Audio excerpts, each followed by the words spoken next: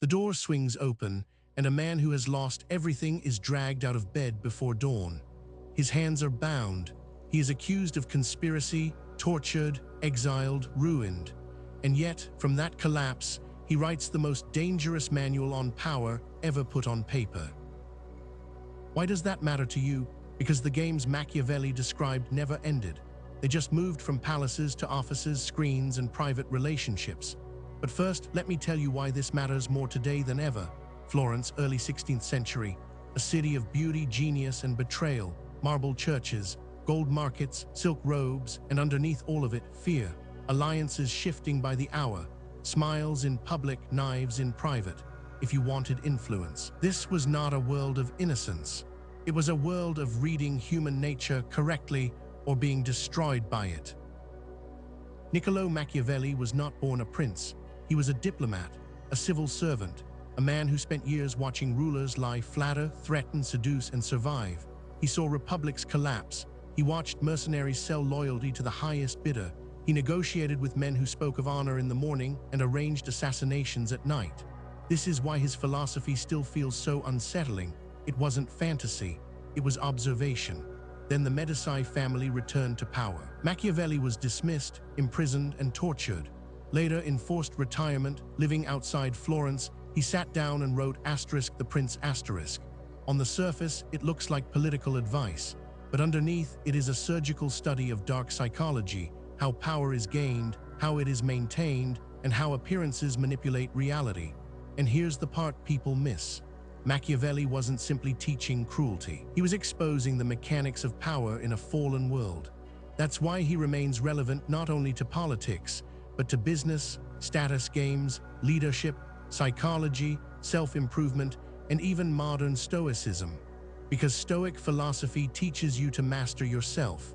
Machiavelli teaches you what happens when others do not. If Stoicism is the inner fortress, Machiavelli is the map of the siege. So let's go into the 6 rules, not as cliches, not as motivational wallpaper, but as brutal lessons about human nature, lessons that can protect you if you understand them and destroy you if you don't. Machiavelli's most famous line is also his most misunderstood. It is much safer to be feared than loved if one cannot be both. People hear that and imagine tyranny, but Machiavelli's deeper point is psychological. Love is fragile because it depends on emotion, gratitude, and convenience. Fear, specifically fear of consequences, is more stable. It binds behavior more reliably than affection does. That's the dark psychology underneath the sentence. Most people are loyal only until loyalty becomes expensive. That sounds cynical. Maybe it is, but look around. In the workplace, beloved leader is often celebrated right up until layoffs happen. In friendships, the person everyone adores may still be abandoned the moment they stop being useful. In public life, admiration changes with the algorithm. The crowd says it values kindness, but it usually obeys leverage. And here's where most people get it wrong. Machiavelli is not saying you should become cruel. He explicitly warns against being hated.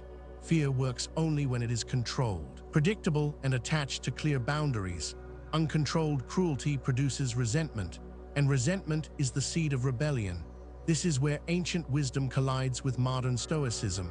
Stoic philosophy tells you not to chase approval. Machiavelli tells you why. Approval is unstable. If your confidence depends on being liked, you are easy to manipulate. The person who needs affection can be bought with praise. The person who fears disapproval can be controlled by exclusion. So ask yourself, how much of your behavior is guided by principle and how much by the desire to remain lovable? That question makes people uncomfortable because it cuts deep. In the language of philosophy, this is a test of virtue. In the language of psychology, it is a test of dependence. But there's something even more shocking. Machiavelli believed fear was only one piece of power. The real game was not just controlling behavior, it was controlling perception. Machiavelli writes, "Everyone sees what you appear to be, few experience what you really are." That line should stop you cold, because it explains half of public life and almost all status competition. Most people are not responding to reality. They are responding to symbols, reputation, framing, tone, clothing, timing, confidence. Human nature does not merely observe power, it performs obedience toward what looks powerful. This is why weak people obsess over being authentic while powerful people understand staging. That statement will bother some people. Good, it should. Because just be yourself is beautiful advice for therapy and terrible advice for competition. In real arenas, politics, business, social hierarchy, presentation shapes outcome before truth ever enters the room. Now, that doesn't mean becoming fake. It means understanding that perception is part of reality. If people consistently see you as indecisive, your hidden competence won't save you. If they see you as calm, capable, and disciplined, doors open before you even speak.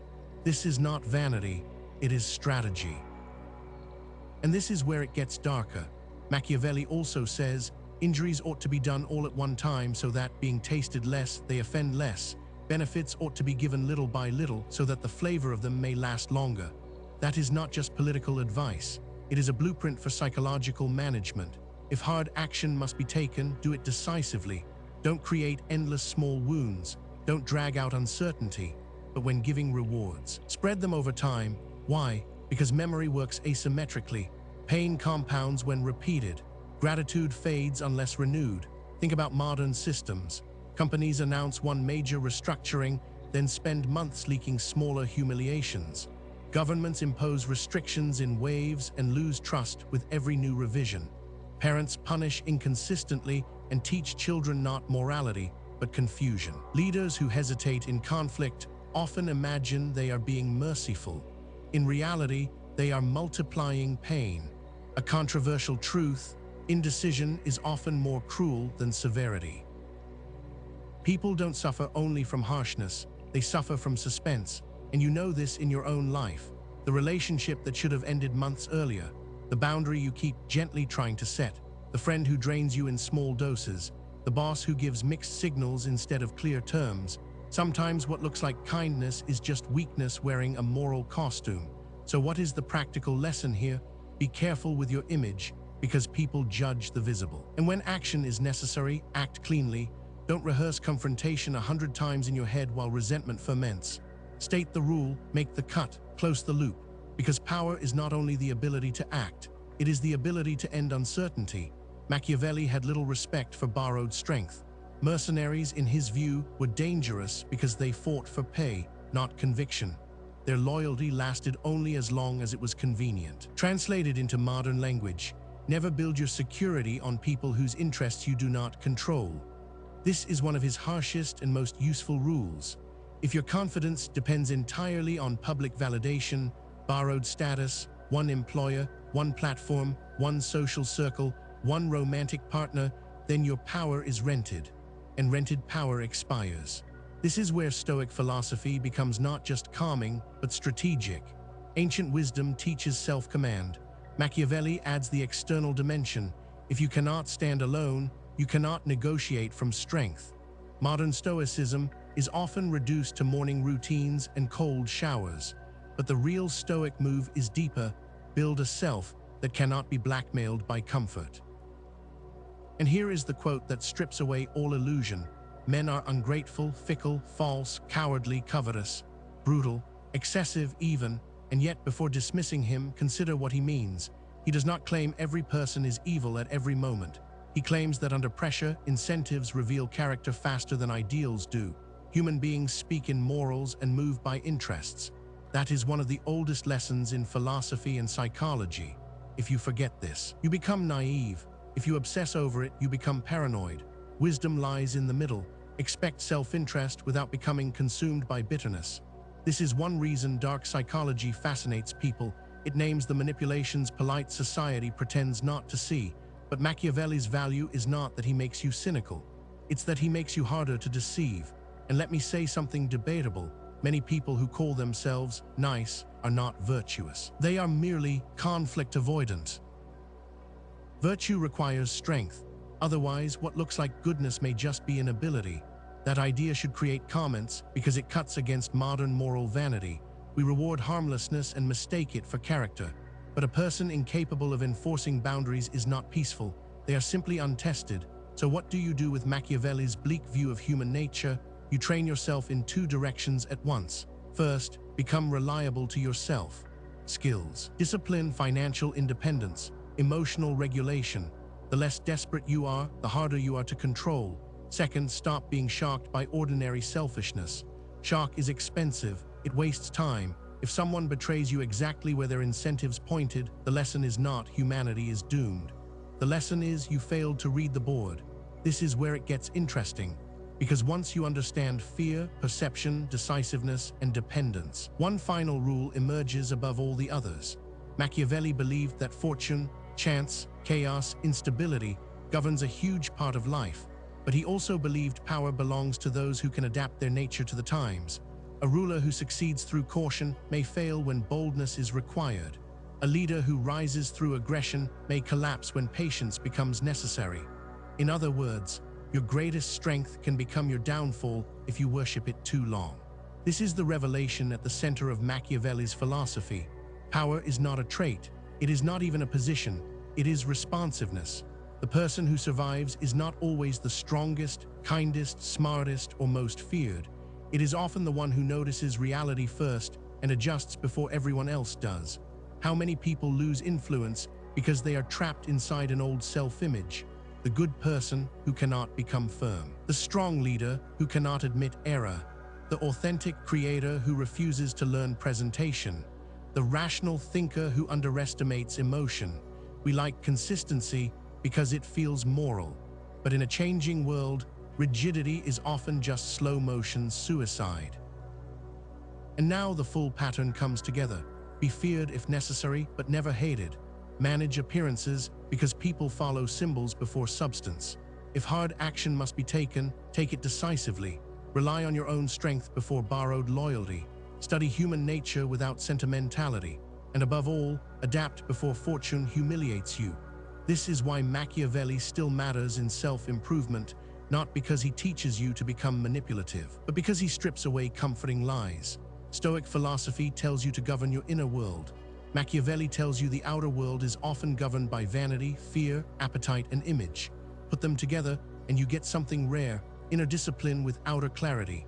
Without Stoicism, Machiavelli becomes corruption. Without Machiavelli, Stoicism can become naivete. Together, they form a harder kind of wisdom. Ancient wisdom for modern conflict. A way of seeing human nature without flinching. So let me ask you something. If your reputation collapsed tomorrow, if approval vanished, if the rules changed overnight, what would remain? Would you still have power, or have you only been borrowing it from circumstances that can disappear in a week? That question is not abstract. It is your life, your relationships, your work, your future. Because fortune always turns. The only question is whether you turn faster. Remember that man dragged from his bed before dawn, the disgraced diplomat, tortured, cast aside, politically broken. Most people would have disappeared into resentment. Machiavelli did something rarer. He turned defeat into clarity. He studied the mechanics that had crushed him, and he wrote them down so plainly that 5 centuries later, they still make people uncomfortable. That discomfort is the point. Because most people do not want truth about power, they want reassurance. They want to believe that intentions matter more than appearances, that being liked is safer than being respected, that indecision is gentler than decisive action, that human nature is basically noble under pressure. Sometimes it is, often it isn't. Your challenge is not to become Machiavellian in the cheap sense, paranoid, theatrical, manipulative. Your challenge is to become impossible to fool. To build enough inner steadiness through modern Stoicism that praise does not inflate you, rejection does not shatter you, and appearances do not hypnotize you. And at the same time, to develop enough psychological realism that you can read motives, enforce boundaries, and act without self-deception. For the next 7 days, watch power closely. At work, online, in your family, in yourself. Notice who is trying to be loved. Notice who quietly controls the frame. Notice where indecision creates suffering. Notice where your own need for approval weakens your judgment. Write it down, don't moralize it, observe it, then come back and tell me what changed. Because once you see these rules, you can't unsee them. The world becomes sharper, speech sounds different, smiles mean more, promises mean less. And if you are wise, that clarity won't make you cruel, it will make you precise. If this shifted something in your thinking, subscribe. We go deeper every week. Most people will spend their entire lives avoiding this truth. Will you? Power belongs to the person who sees clearly before everyone else does.